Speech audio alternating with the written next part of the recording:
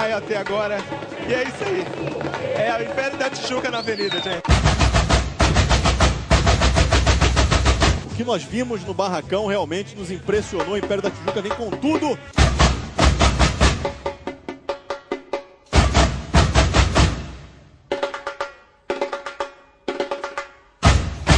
Eu, quando fui ao Barracão, eu fiquei encantado com esse abre-alas, com essa África.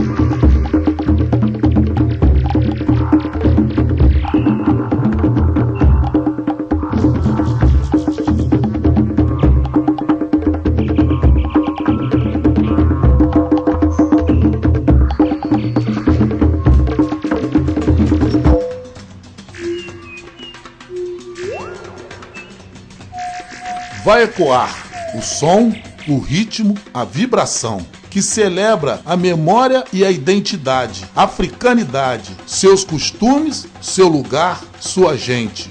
Em cada toque, desperta o sagrado à luz da religiosidade. Traz a energia pura, a força que abre os caminhos. Ressoa por aí, gira um compasso de alegria. Em acordes musicais, no tom da canção. Folclore, arte e cultura. Um toque brasileiro, popular mistura. Festejo, cortejo e celebração. As mãos no instrumento, a batida é inclusão. O samba é mais um dos frutos teus. De cada improvisada, um império ergueu. Então, chegou a hora desta gente bronzeada mostrar o seu swing, seu talento e seu valor. Alegrem-se todos, afinal, é carnaval. No verde e branco do brasão imperial. Vai ecoar, ressoar e vibrar. Batuque!